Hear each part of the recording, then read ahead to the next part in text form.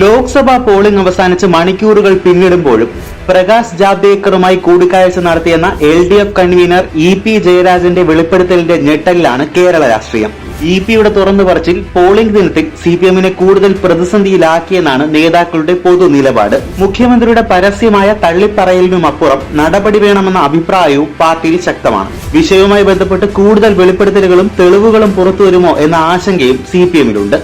CPIM സംഘടനാ രീതി പിന്തുടരുന്ന മുഖ്യമന്ത്രി പിണറായി വിജയൻ അതുപേക്ഷിച്ച് ജയരാജനോടുള്ള അമർഷം പരസ്യമാക്കുകയും ചെയ്തു.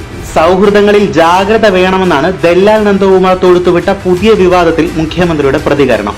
BJP നേതാവ് പ്രകാശ് ജാവ്ദേക്കറും ദല്ലാൽ നന്ദകുമാറുമായുള്ള കൂട്ടുകെട്ടിന്റെ പേരിൽ EP-ക്കെതിരെ സംഘടന നടപടിയെടുത്താൽ എന്ത് സംഭവിക്കും എന്നാണ് ഇപ്പോൾ കേരളത്തിൽ അങ്ങോളം ഇങ്ങോളം ഉയർന്നു കേൾക്കുന്ന ചോദ്യം.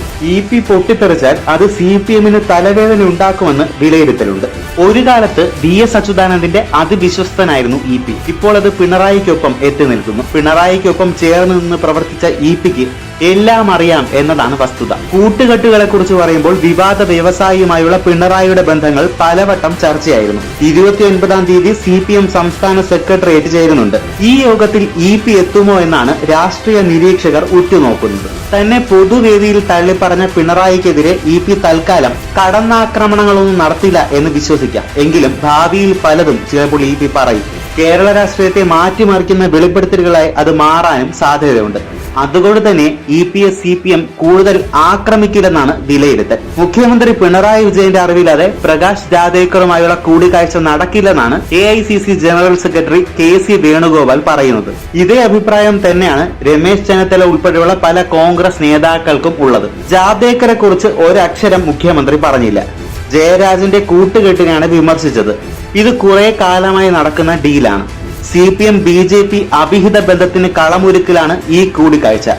ജയരാജനിൽ മാത്രം ഈ ബാന്ധവം ഒതുങ്ങില്ലെന്നും കള്ളി വിളിച്ചതാകുമ്പോൾ രക്ഷപ്പെടാനുള്ള ശ്രമമാണ് മുഖ്യമന്ത്രിയുടേതെന്നും EP ജാവ്ദേക്കർ ബന്ധത്തിൽ CPM മാത്രമല്ല മുഖ്യമന്ത്രി മറുപടി പറയണം. ഈ ഗൂഢാലോചനയിൽ മുഖ്യമന്ത്രിക്ക് പ്രധാന പങ്കുണ്ടെന്നും KC പറയുന്നു.